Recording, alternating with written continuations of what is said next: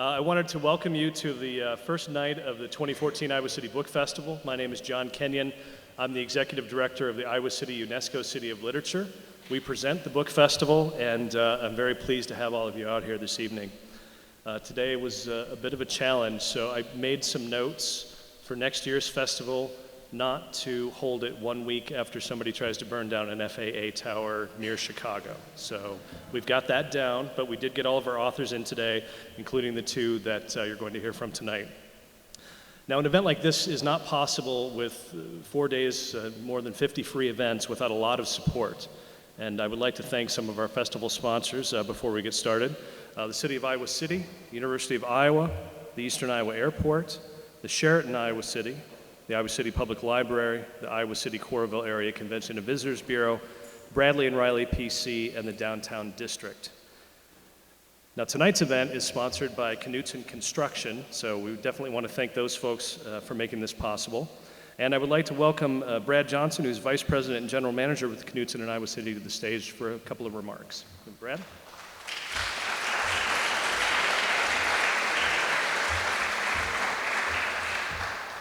Thank you very much, John. We're very pleased to be sponsoring the Book Festival this year and be partners with the Iowa City UNESCO City of Literature. I think this is a great event, and I'm a big fan of James Ellroy also, and look forward to hearing from Craig as well. I think that it's really nice that we have such a great community that supports the arts, and as a corporation here and somebody who does business throughout the community, we think it's very important to be part of that support, and we hope you enjoy the event tonight. Thank you.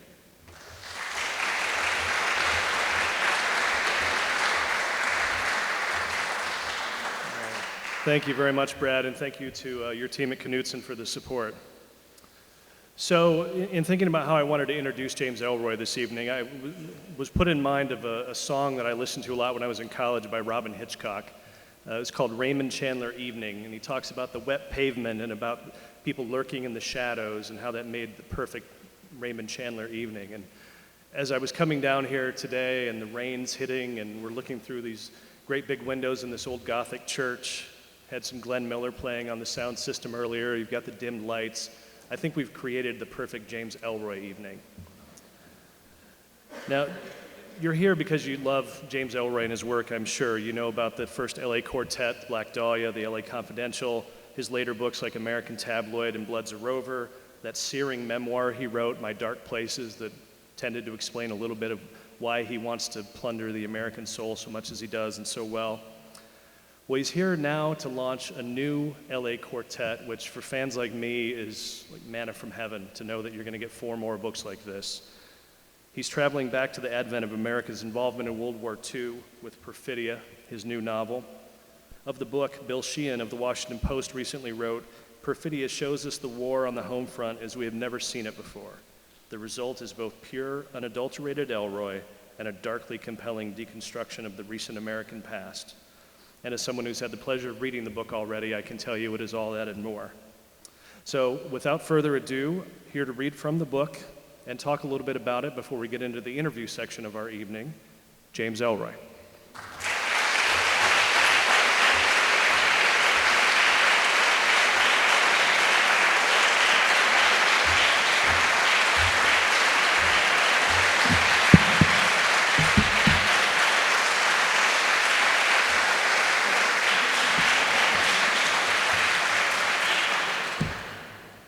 Good evening, peepers, prowlers, pederast, pedants, panty sniffers, punks, and pimps. I'm James Ellroy, the death dog with the hog log and the foul owl with the death growl. I am the author of 19 books, masterpieces all. They precede all my future masterpieces. These books will leave you ream-steamed and dry-cleaned, tie-dyed, swept to the side, screwed, blue, tattooed, and ba-fongooed. These are books for the whole fucking family. If the name of your family is the Manson family. If each and every one of you buy 1,000 copies of my new novel, Perfidia, tonight, you will be able to have unlimited sex with each and every person on this earth that you desire every night for the rest of your lives. If each and every one of you buy 2,000 copies of my new novel, Perfidia, tonight, you will be able to have unlimited sex with each and every person on this earth that you desire every night for the rest of your lives and still get into heaven as the result of a special dispensation signed by me, the Reverend Ellroy. If each and every one of you buy 3,000 copies of this book tonight, you get the sex, you get into heaven, and for the first time in its tortured prairie progressive history, Iowa City, Iowa will rule the world. Yeah!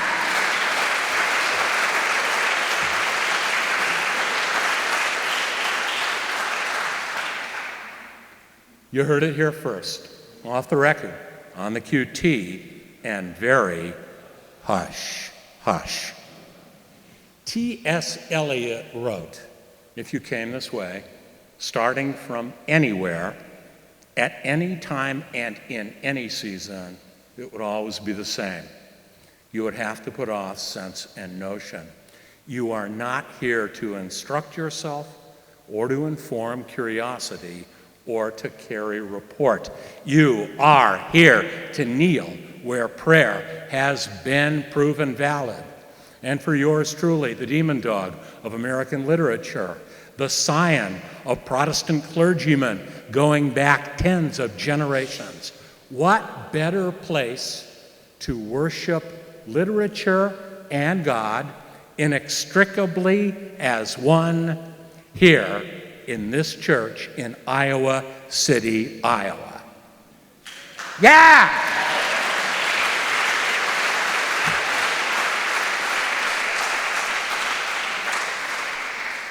And Sexton wrote, my friend, I was born doing reference work in sin and born confessing it. This is what poems are, with mercy for the greedy. They are the tongue's wrangle, the world's pottage, the rat's star. And tonight, folks, I am your rat, and I am going to hit you to my star. T.S. Eliot again, he wrote, in my beginning is my end, and in my end is my beginning. In Perfidia, I am going back to the chronological start of my life's work. Perfidia is the first novel in my second LA quartet. The original LA quartet, published between 1987 and 1992, was comprised of The Black Dahlia, The Big Nowhere, LA Confidential, and White Jazz. Those books were set in Los Angeles between 1946 and 1958. I followed the LA quartet up with the Underworld USA trilogy. Those 3 novels were published between 1995 and 2009, and they cover America at large from 58 to 72. The second LA quartet takes real life and fictional characters from the first 2 extended bodies of work and places them in Los Angeles as significantly younger people during World War II.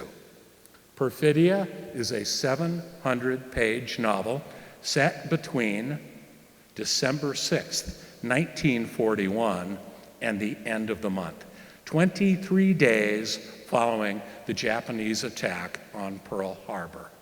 Tonight, I will read the prologue and a bit of chapter 2, after which I will be in vibrantly vile, vibrato, vilified dialogue with the great Craig McDonald, the dean of the Upper Midwestern Crime Critics.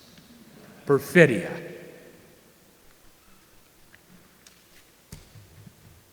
Reminiscenza. I wandered off in a prairie blizzard 85 years ago. The cold rendered me spellbound then to now. I have outlived the decree and find myself afraid to die.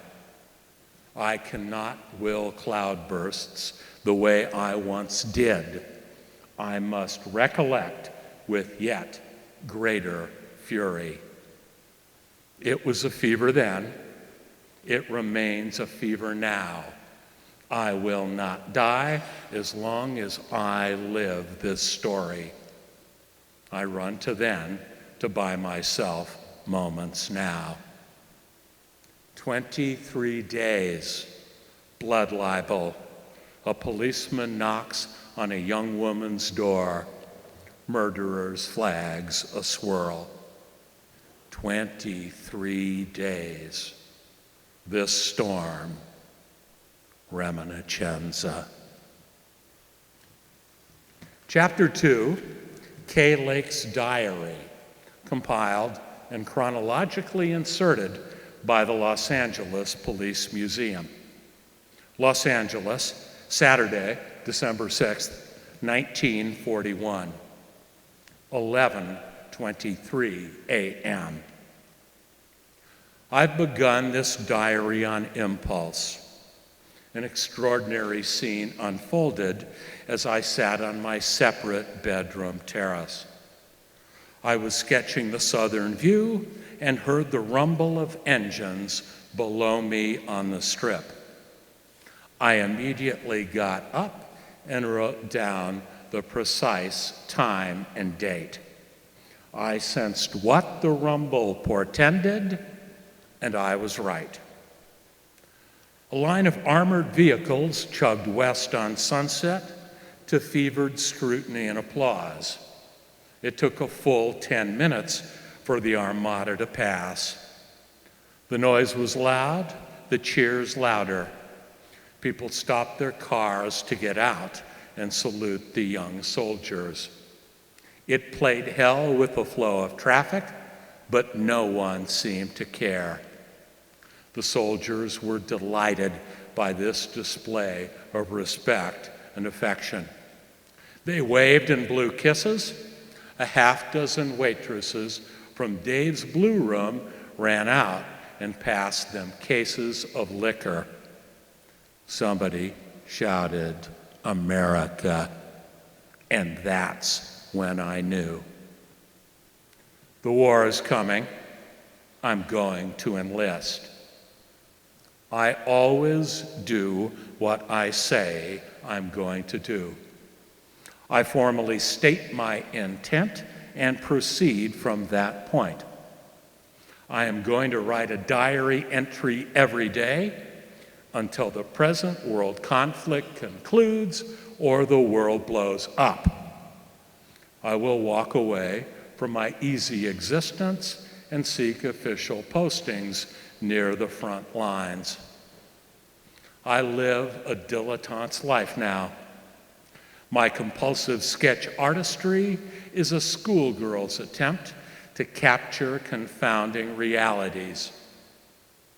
My piano studies and emerging proficiency with the easier Chopin nocturnes stall my pursuit of a true cause.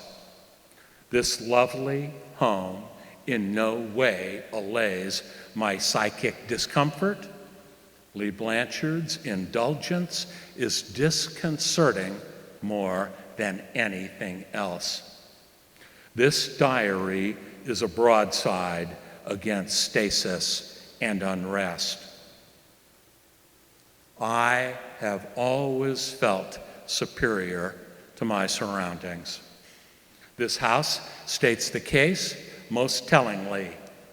I picked out every German expressionist print and every stick of blonde wood furniture. I'm a prairie girl from Sioux Falls, South Dakota, and a gifted RVist. I'm moving into my separate bedroom now. My own work is arrogantly displayed on the walls, interspersed with clay and Kandinsky.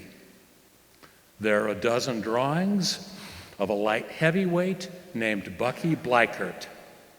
He has a hungry young man's body and large buck teeth.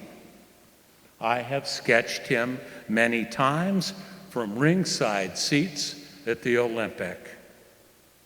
Bucky Bleichert is a local celebrity who understands the ephemeral quality of celebrity and does not view boxing as a true cause. His circumspection in the ring delights me. I have never spoken to Bucky Bleichert, but I am certain that I understand him. Because I was a local celebrity once. It was February of '39. I was 19. It all pertained to a bank robbery and its alleged solution. This house, a refuge a few years ago, a trap now.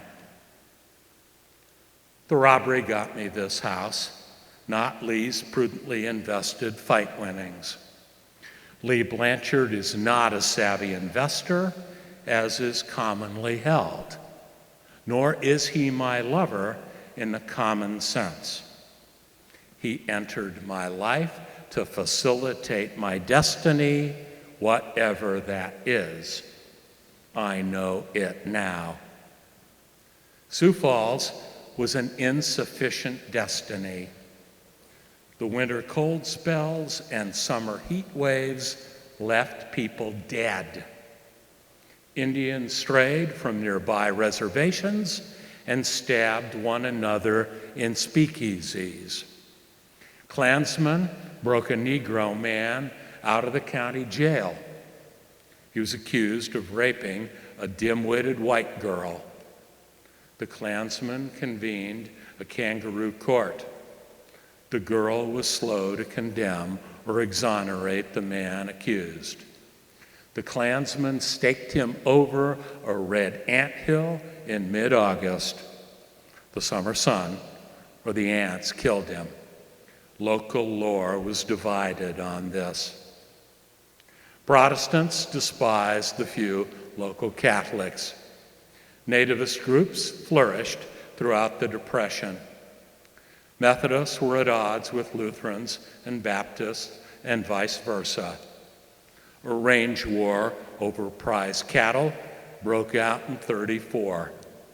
14 men were killed near the Iowa state line. My parents and older brother were sweet-natured and content.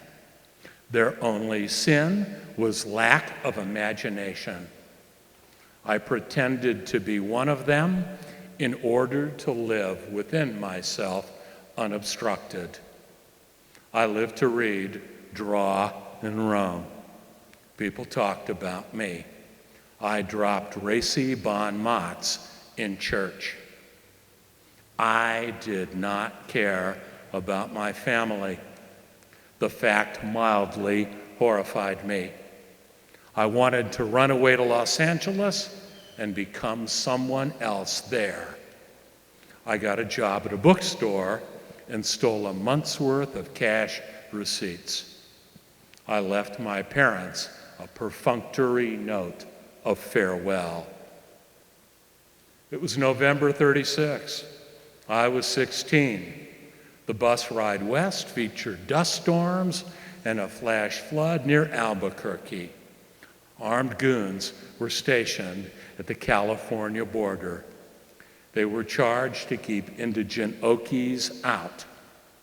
They were moonlighting LA policemen and a potent view of my destiny.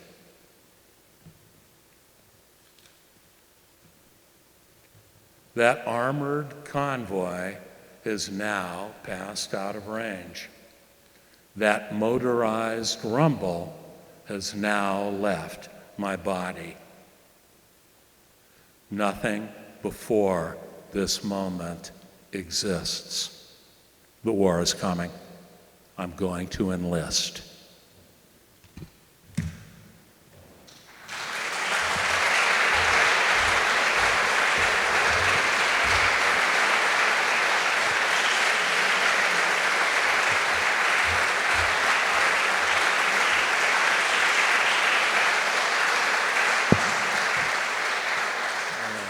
Thank you very much, Mr. Ellroy, for that.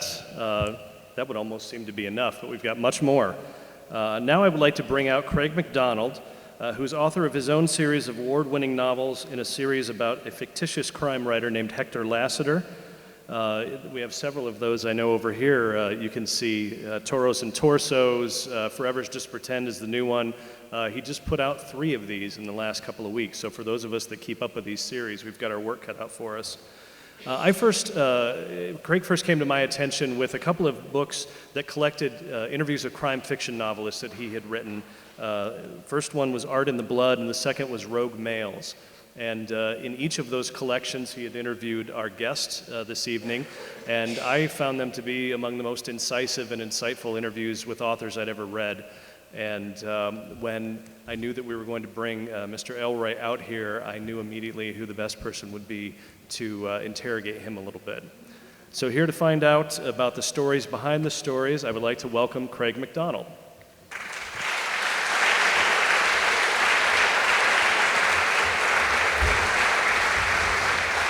Mr. Ellroy.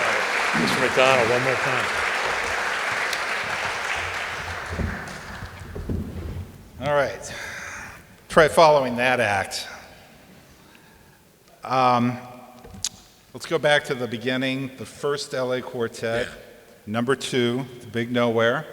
You chose a quote from Joseph Conrad to open that novel. Right. You want to, you know it or? Yeah. It's from Heart of It's Darkness. from Heart of Darkness, yeah. It is written that I should be loyal to the nightmare of my choice. Exactly. So, what was the catalyst that put you on this epic attempt to prequel all these other books you've written? Mr. McDonald is talking about the June 1958 murder of my mother, an unsolved crime. It occurred in Los Angeles County, 14 miles east of downtown LA. I went back and reinvestigated the case unsuccessfully with a retired police detective for my 1997 memoir, My Dark Places. My mother's death spawned in me an enormous regard for LA's criminal history, social history. In trauma, that vision was founded, and it's mutated within me for over half a century. Okay. What impelled you, though, to actually start this new LA Quartet? I mean, what was the trigger for going back and basically starting at the beginning, the never-known beginning? I had moved back to Los Angeles in '06. It's where I go when women divorce me. I was living in my divorce pad, an apartment, looking out the window, southern view in Hollywood. One cold winter night in '08, I'd been in LA for almost 2 years. And it came to me, I had a synoptic flash. I saw a truckload full of manacled Japanese Americans guarded by white soldiers heading up a snowy mountain pass to the Manzanar internment camp in the winter of 1942. It came to me immediately, the second LA Quartet. Characters from the LA Quartet, the Underworld USA trilogy, placed in LA as much younger people. Volume 1 would be called Perfidia. There would be the murder of a Japanese American family in the hours preceding the Pearl Harbor attack. It would be told in real time, and I would co-opt notable people from the Black Dahlia, the Big Nowhere, LA Confidential, American Tabloid, and the Code 6000. And that was all one epiphany, just in that moment. Well, it went on for about 45 seconds. Okay. I've had a few of those. Yeah. As I tend to do, I tend to over-research these things. I've been reading a lot of interviews you've given, and I was kind of startled that you referenced James Bond in the newest James Bond movie, Skyfall, as something that might have sort of informed some of the themes, or was that a lying journalist? A journalist, I think he was British, Yeah. did a litany of everything in the culture that I hate, Okay. and then the few things that I like, and among them was the movie Skyfall. But it had nothing to do with this body of work. I couldn't see how it could, given No. the amount of time you'd be writing it. But okay, so as you've noted, Perfidia opens on the eve of Pearl Harbor. Yes. Extends across the first few days of the aftermath. You were born in 1948. Yes. How pervasive was World War II for you as a child? Because you would have had memories of that still recent time in terms of the ending. I thought it was still going on in 1956. I said something that alerted my mother to this misconception.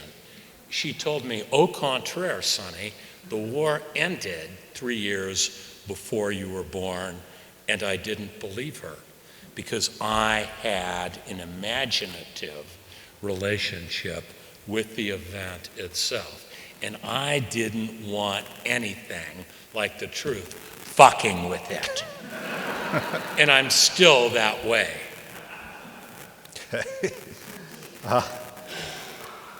Few authors are probably identified with a particular region as much as you are with LA. It's like Santa Claus in the North Pole or something. Right. So, and obviously, you now are calling this your second LA quartet. So this will be World War II through the prism of Los Angeles? Yes. Will we leave LA at any point for this? We or- may go to Mexico in the next book. Okay. I'm still working it out. Right. And Manzanar, as you noted, the Japanese internment camps were in the desert. They were in the Owens Valley. They were scattered throughout the Southwest and as far up as Wyoming and Montana. Yes. You currently, as you noted, you're now living in LA again because Right. you're post a wife. Uh-huh. So when you wrote the original LA Quartet, I think you were living in New York State, right? Or not necessarily in LA for the writing of those 4 books?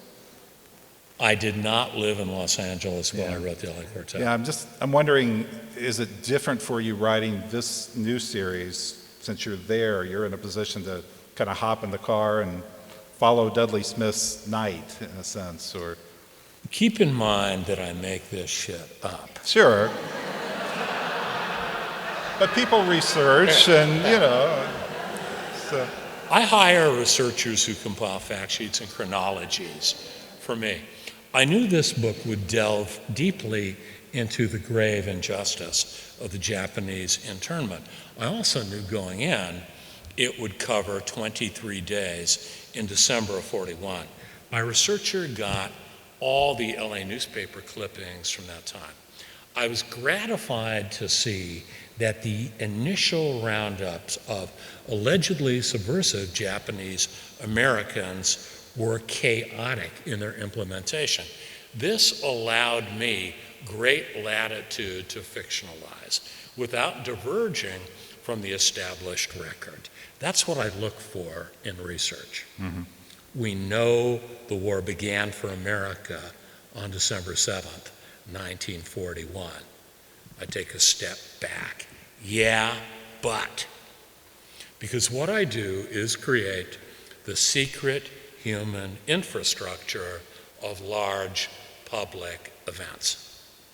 The big love stories, the fabulous fistfights, the unheralded, unsung moral stands that comprise the big throbbing heartbeat of history, and the stories that no one knows, but that I've always sensed in the Spiritus Mundi. You referenced the researchers you've hired. In this case, though, you had to go back and read your own work.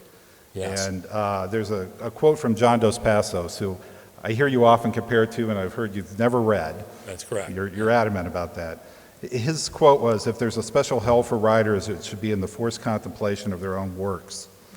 So what was it like for you? I assume you probably hadn't read them for some number of years, or... yes. When would you have time? So what was that like for you? I went back and I reread the preceding 7 novels that I had written so that I could seamlessly meld characters, situations, dramatic contexts, and milieu into Perfidia without violating the texts of those 7 books. They felt imperfect to me compared to the luminous perfection of my more recent works. Well, that was going to be my question. Where did you find yourself sort of genuflecting before yourself, and where did you want to grab yourself by the scruff of the neck and say, what the hell were you thinking? The hardest part was seeing author photographs of myself. On the dust jacket flaps? When I had hair. Was there anything in that experience of going back, though, that really kind of startled you, or something that sort of kick-started this bigger new enterprise for you that you didn't anticipate? Some character? Looking back, I realized, well, fucker, if you knew then what you know now, you would have made William H. Parker, who's a real-life character, and without question, the greatest American policeman of the 20th century, and in every sense, the hero of Perfidia. I would have deployed Parker across a broader range. Now, he is there a bit in the original LA Quartet. He's there in LA Confidential, yes. Yeah. But it is a more established Parker. Can you talk a little bit about Parker's origins? He was born in Deadwood. Parker was born in Deadwood in 1902. He was a pious Roman Catholic and a bad drunk. His grandfather, William H. Parker I, was a Union colonel during the Civil War, later became a United States congressman and the U.S. attorney for the Colorado Territory, and died of cirrhosis of the liver at 61. He grew up in a milieu of mining town justice. He feared disorder within himself. He was a man drawn and quartered, brilliantly illuminated, corroded by his own internal paradox. They called him Whiskey Bill on the largely Protestant LAPD, and he reformed the LAPD and turned it into the sterling police agency that it has been since his 1950 ascendance. And I mean that. And I know you disagree. Prior to this program beginning, they were playing Perfidia, which is an old tune. Yeah. I was startled in going back and kind of looking over your earlier novels. In The Black Dahlia, Kay Lake and Lee Blanchard, who are in this novel, they returned, are dancing to Perfidia at some point in The Black Dahlia. Going back to my earlier question of triggers and things that sort of inform this novel, are you reaching back to that moment in some way, or sort of directing us to that particular moment? What the second LA Quartet attempts to do, Perfidia is the opening drum roll, is unify my 11-book career as a historical novelist. Let me tell you a few things. 1, I'm not a crime writer. 2, I'm not a mystery writer. 3, I have nothing to do with noir. These are big misconceptions. I'm a historical novelist. The LA Quartet merged the crime novel and the historical novel. The Underworld USA trilogy merged the crime novel, the historical novel, and the political novel. The second LA Quartet, Perfidia, Volume 1, is a historical romance. This is a story about big-souled men and women, huge love affairs, conflicted love affairs, allegiance, belief, betrayal. Perfidia means perfidy or betrayal in Spanish. It's a haunting love song. History, to me, is above all else a state of yearning. I live in that state of yearning. I have lived in that state of yearning since I was a small boy, and I cannot blame my mother's murder for me living in a half-century state of yearning. The single greatest inspiration in my career is not any book I've read, it's not history itself, it's classical music. My monomania derives from my fixation on the single greatest artist ever spawned by civilization, Beethoven. You should clap. I would encourage all of you to clap. I first heard Beethoven as a 12-year-old in junior high school. Teacher patted a bust of Beethoven on the head, put the needle down on the record, bum, bum, bum, bum. I've been gone ever since. If you want to emulate an artist, go right to the top. If I lack a sense of irony about my work, it's that I have followed in the footsteps of this man. Humbly, he had more hair than me. I'm taller. I tend to name my immortal beloveds. They're not shrouded in mystery. I dedicate books to them until they divorce me. We're different guys, Beethoven and I, but I went there. And German Romanticism and Russian Romanticism, symphonic Romanticism, coursed through my blood. Here's a weird transition. Kierkegaard Yeah. said that life can only be understood backwards, but unfortunately you have to live it forwards. Holy shit. So this is kind of a two-pronged question. You're prequeling all these immense works. Artistically, people have been with you over the books, know how some of these characters are going to end up. Right. So how do you balance that? What are the challenges you're finding in kind of writing the beginnings for characters whose ends you've written? To begin with, I write for God and I write for myself. I am honored that so many people read my books. I do write for my readers, and there was all that high-flying hoo-ha about "in my end is my beginning," quoting T.S. Eliot, at the start of this gig, because I want all of you to buy and read Perfidia, and then jump the time frame of the second LA Quartet, because I haven't written it yet, and go to the Black Dahlia, where you will be reunited with Kay Lake, and then read the big knower, LA Confidential, White Jazz, American Tabloid, The Cold 6000, and Blood's a Rover. And by the time you've assimilated all that, the second book in this series will be out. My design as a novelist is to write books obsessively so that you might read them obsessively, so that I might hotwire you to the weird, impersonal, spiritual love that I have for all of you, and uproot you from your daily life and cast you back into the pyre of history where I live in complete immersion. Yeah!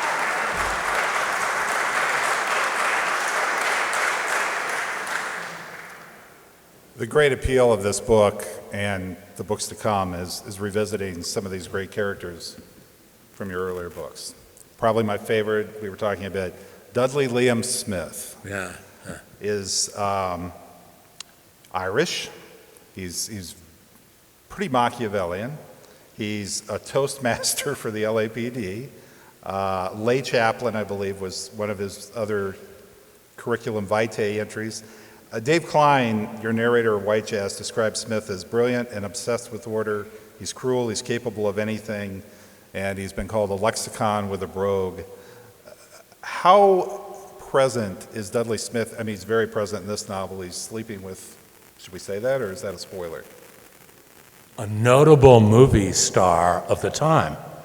because America's entrance into World War II leveled the sexual and romantic playing field.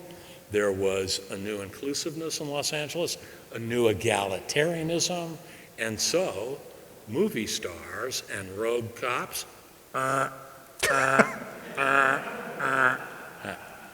and in Perfidia, you see Dudley Smith's huge throbbing heart.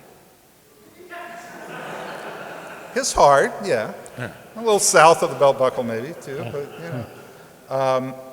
Dudley actually entered your work in your second novel, Clandestine. Yeah. I've noted that's not being viewed as sort of part of this greater work.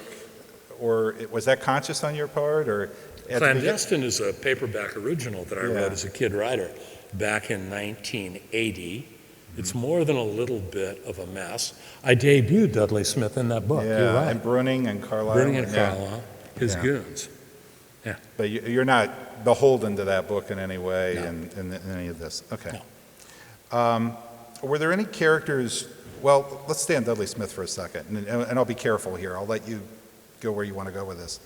Some reviewers have sort of indiscreetly seized on a connection between Dudley Smith and Elizabeth Short, who's, of course, the famous murder victim known as the Black Dahlia.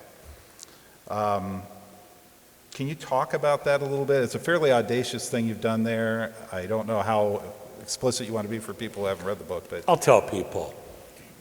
My mother was murdered in June of 58. In March of 59, on the occasion of my 11th birthday, my dad got me Jack Webb's book, The Badge. And it was a nonfiction ode to the LAPD. It contained a haunting 10-page summary of the murder of Elizabeth Short, the Black Dahlia. My mother, Jean Hilliker, Elizabeth Short, the Black Dahlia, became inextricably wound in that moment. Years later, I wrote the novel, The Black Dahlia. It remains what it is in reality, America's most celebrated unsolved homicide case. I provide a fictive solution. I wanted to honor Elizabeth Short by showing her brilliantly, luminously, incandescently alive as a 17-year-old girl. Hence, she appears in Perfidia in the course of a ambiguously defined relationship, and in no way a sexual one, with Dudley Smith. She will be a feminine presence throughout the second LA Quartet, which concludes on VJ Day, 1945, a year and 4 months before her horrifying death.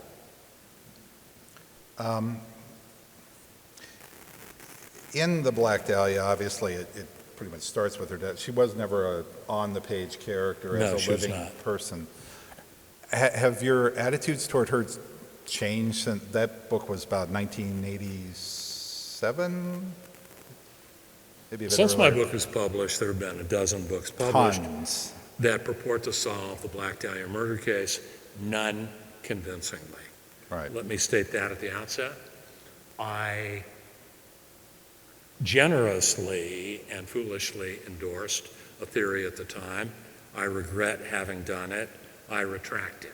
Essentially, there is no proof. We do not know, nor will we know, who killed Elizabeth Short or who killed Jean Hilliker, my mother. I don't discuss. There's always a freak at a gig like this who wants to talk about the mutilations. And I have to say, brother, it's always a man, of course. It's never a woman. And I always say, brother, shut the fuck up. I wrote that book a long, long time ago, and I wouldn't have answered your question then, much less now. Put that aside, I wanted to show her alive. She is the deus ex machina of post-war Los Angeles, and I wanted to honor her, portray her generously, and redress the imbalance of opinion levied against her by fiends, mutilation freaks, and sensation seekers, which I do in this book. Right. There's another female character in this book we were talking about a bit, and we've referenced a bit, and you read your opening, her diary entry. Yeah, Kay Lake. Let's talk about her a little bit. Okay. Kay Lake is the feminine lead of my earlier written ladder set book, The Black Dahlia. She is the heroine, and in many ways, the moral voice of Perfidia. Here's how I was able to co-opt her. Kay Lake does not narrate The Black Dahlia, nor are we ever in her thoughts. Bucky Bleichert, the young boxer that she's fixated on in the excerpt that I just read, will ultimately go on to marry Kay Lake in 1949.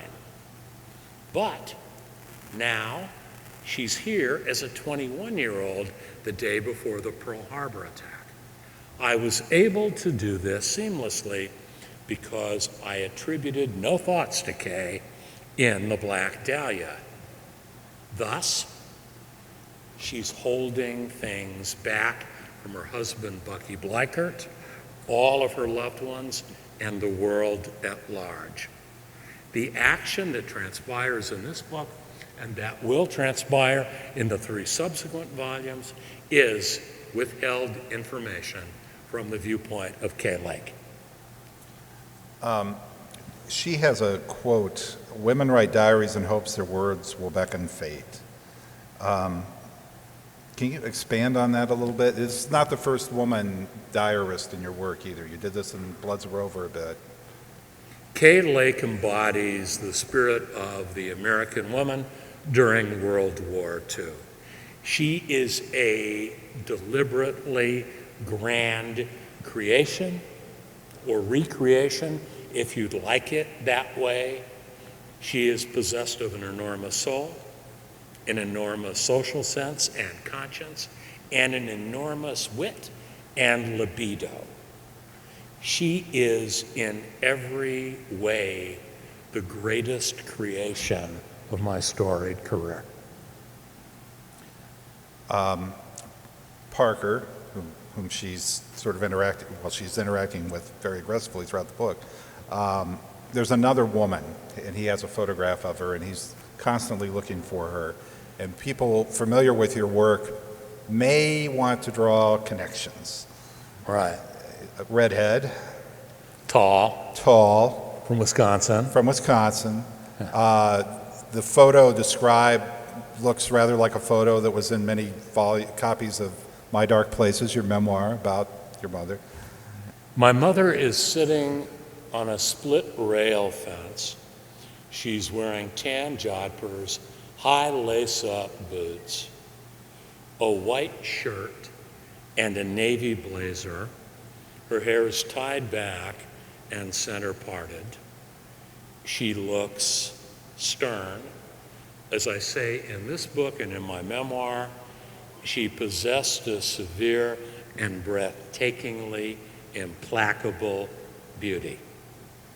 Sonny Mehta, the boss at Alfred Aikenoff, my esteemed American publisher, looked at me over his pince-nez and said, "James, you're not using your mother as a love interest in this novel. Let the poor woman rest." And he was right. We're in what was a church. You open the novel with a quote from Proverbs. I think it's 3:31. "Envy thou not the oppressor, and choose none of his ways." Mm-hmm. You also are using the theme of fifth columnist quite a bit. Right. Uh-huh. Would you like to talk a bit about who that enemy might be? The enemy is the vile ego, the germ of dissolution, moral abandonment, and sin inside each and every one of us. It's most adroitly and powerfully represented in the moral journey of William H. Parker, the titanically complex hero of Perfidia, the pious Catholic layman at odds with the Protestant LAPD, in the tanked marriage, caught between the tall, red-haired phantom that he keeps glimpsing and Kay Lake herself. He's caught on the horns of the moral dilemma that speaks to his sense of justice and compassion and is in direct conflict with the tenor of the time. It is the grave injustice of the Japanese internment, which will cover all 4 volumes of this series of books. I think it's fair to say you're one of our noted stylists and one of our great stylists. And you've been very daring. I suppose LA Confidential is the book that most people would refer to as the first of those that really had a very distinctive style. In the quartet, in the trilogy, you had different stylistic flourishes you were using, or stylistic voices. Is there something you're trying to do here that's more reflective of the early 1940s and the way people spoke and the literature of the time? Perfidia is my most explicated and accessible novel since The Black Dahlia itself. There are no stylistic flourishes to the point of incomprehensibility. It is a straightforward read, and it's a novel that's largely about belief and allegiance, so there is greater internal access to the 4 protagonists: Kay Lake, Dudley Smith, William H. Parker, and a Japanese-American forensic chemist named Hideo Ishida. They are 4 uniquely brilliant and diverse human beings. We are in their minds, we are in their souls, and they think and speak in fully formed sentences. There are stylistic shifts, person to person, and Kay, of course, writes in the first person. Beyond that, it is a concise novel, a novel full of the parlance of the time, harsh in tone on more than occasion. However, it does not go off the stylistic deep end. Okay. Why are you all laughing? Yeah, because you read my books. You're one of the more, well, you probably travel and tour more than any other author I can think of. You tour more widely. So you give 1,000 interviews. You've answered the same question 1,000 times. What's the question you wish someone would put to you? What haven't I thought of to ask you? I top load all the shit that I need to say in my podium spiel. Yes. I've told you it's a historical romance. I've told you with Craig's abetment here about classical music as the chief fount of my inspiration, and yearning as the chief psychic fount. I think we've hit just about everything, Craig. I think so. So let's challenge them with some questions. Yeah. So, any questions for Mr. Ellroy? All right, am I up here? Yeah, so I have a microphone here. I can come around the crowd. I will say, please make these questions. We've all been to Q&A sessions where we have speeches, so we're going to start with a great question here, right? Thank you. Just a quick question. I like the way you use your boxers in your books. Sonny Liston's portrayal. I think Jerry Corey's in one of them. Why boxing? I really love the Sonny Liston, just his life in Vegas and just what you would imagine he'd be doing. You know, a tough guy going out and shaking down people. I love boxing. I boxed poorly as a youth. I went to a lot of fights at the Hollywood Legion Stadium, the Fabulous Forum, the Olympic Auditorium. Then my second ex-wife, the redoubtable novelist Helen Cannode, who remains my closest friend, got the flat screen TV in the divorce, and I couldn't watch HBO anymore, so I've fallen off with boxing. However, I had to portray Kay Lake's early fixation with Bucky Blackert, the local phenom light heavyweight, hence the fight scene in Perfidia. Anyone with a question? Swingers. All right, huh? we're going to come around. I'm going to ask a quick one while I'm getting the microphone Hey, John over here. Kenyon, ladies and gentlemen. So Craig kind of delved into this, you have your classic novels, and then there's Clandestine, there's Brown's Requiem, those books. Where do those fit overall in how you see your canon? Brown's Requiem, Clandestine, Blood on the Moon, Because of the Night, Suicide Hill, Killer on the Road, The Black Dahlia are the 6 books that preceded The Black Dahlia. And that's my kid journeyman work. When I wrote The Black Dahlia, history grabbed me by the short hairs, and it hasn't let me go since. And that's when I found my voice. They're all in print. I encourage you to buy them and read them all. They're the shorter, less expensive books over there if you're strapped. And I'd probably give you a Perfidia for free if you say a couple of nice things to me. We got a lot of copies of them. And you have to start at the beginning, too. Because T.S. Eliot wrote, "And my end is my beginning, and my beginning is my end." And Thomas Stearns Eliot did not speak with forked tongue. But that's my kid shit, John. I really like your style of juxtaposing real people amidst your elegant fictional ones. It gives us a context for those who may have lived through those years, and that's what I liked about L.A. Confidential, because I'm old enough to recall Johnny Stompanato with Lana Turner. And there's also an adage that many times good books aren't good films. Mm-hmm. To my way of thinking, that was a win-win with L.A. Confidential. What say you? Movies. Money is the gift that no one ever returns.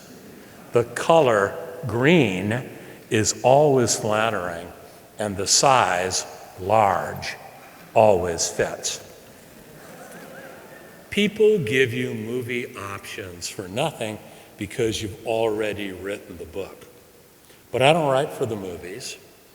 I have since embarked on a career as a screenwriter and TV writer, and I'm a fine one, but not way back when. There's movies you want to see, like LA Confidential, and there's movies you want to flee, like The Black Dahlia. Now that stated, The Black Dahlia, critically panned, box office disaster, sold 20 times more books in 7 weeks than the much honored LA Confidential has sold in 17 years. Figure that one out, and if you come up with an answer, tell me, because I don't have one. LA Confidential, the movie, is lively, it's intelligent, it's proficient. It succeeds despite the fact that 3 of the major performances are entirely unconvincing. I know you're dying to know who. I didn't believe Russell Crowe, Kim Basinger, or Kevin Spacey for 1 second. That the movie could succeed despite that is a miracle all its own. I thought the novel was irreducible, and here's where the rub comes in. It's a world that only I created, could have created, and yet it finds its own reduced, lightened, inimitable, beautiful form in a filmic work that I could not have conceived. That stated, I think it's too light. That stated, I think it's unprofound. That stated, I'll go on to say that Brian Helgeland, the chief screenwriter, did not like the movie himself. It's not the movie that he would have made, nor I would have written, knowing what I know now. And it sold me some books, and it's a touchstone in the American culture. I'm nothing but happy. I'm nothing but grateful. All right, we've got one from the back here, James. Hi there. I actually have two questions, but one of them should be really quick. If you were to have written The Black Dahlia today, considering the backstory that you've given to Dudley Smith, would you have included him in that novel? Man asked me, would I insert Dudley Smith into the narrative of Black Dahlia if I were writing the book today? Brother, I never think hypothetically. Does you no good. Doesn't get you from point A to point B. I wrote it in 1985 and 6. It stands. All right. And then you said that you write like a novel like Perfidia where the chapters kind of alternate in an A, B, C, D order, but you write in chronological order. Is that correct? I didn't hear you. You write, like Perfidia, the chapters alternate between the characters' point of views in kind of A, B, C, D order, but you write it in chronological order? The book is told in contrapuntal order. Yeah. Viewpoint, William H. Parker, Dudley Smith, Kay Lake, Hideo Ishida. Those 4 viewpoints cycle over 126 chapters, 23 days, yes. Right, so if you're sitting and writing, like, for example, one of the Kay Lake diary entries, and then you come to the end of the chapter, do you, like, take a break, you wait till the next day, or do you just, like, switch over, like flipping a switch between Kay Lake and Bill Parker, or? It varies. I wrote Perfidia from a 700-page outline. The outline is there. I write by hand. It was all typed up for me, 700 pages. Look, oh, Kay Lake's viewpoint. I write the chapter. Oh, William H. Parker's viewpoint. Oh, Hideo Ishida's viewpoint. That's how I do it. Sometimes I stop at the end of a chapter. Sometimes I keep going. Anybody but else you have go any start questions? to finish. You wouldn't write something 3/4 of the way through the book. I write my way through the book according to the outline in chronological order. And having a superstructure as detailed as my diagrams allows me to extrapolate within the individual scenes without diverging from the superstructure itself. That's how I get this immediacy and density. Anybody else out here in the audience with a question? All right, we've got one up here.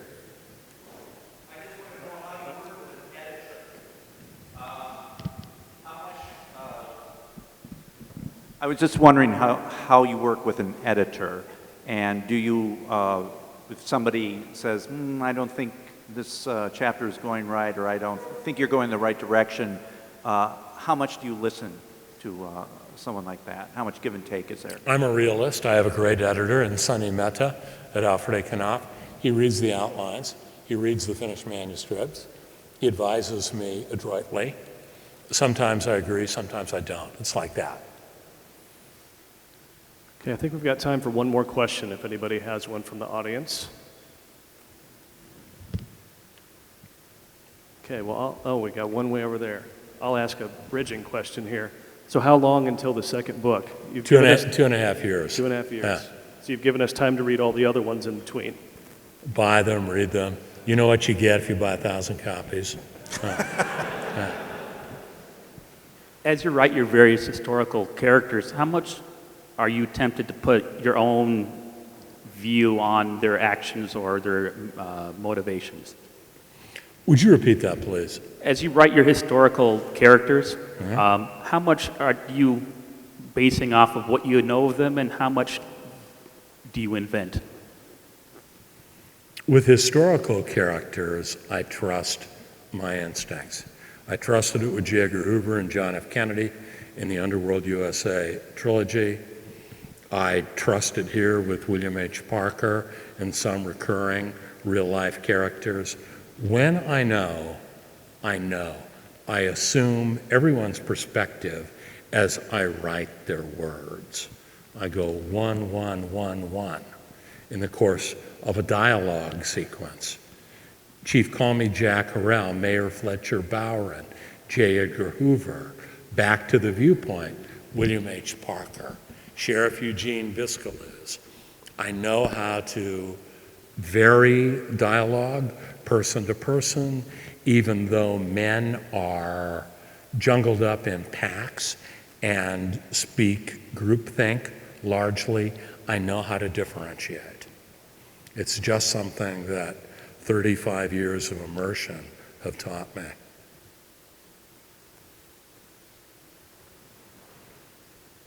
Does anyone want to ask me, before John shuts this down, why do you write? Let me hear it. One more time. In my craft or sullen art, exercised in the still night, when only the moon rages and the lovers lie abed with all their griefs in their arms, I labor by singing light, not for the strut and trade of charms upon the ivory stages, but for the common wages of their most secret heart. Not for the proud man apart do I write on these spindrift pages, but for the lovers, their arms round the griefs of the ages, who pay no praise or wages, nor heed my art or craft. Dylan Thomas. Thank you. Amen.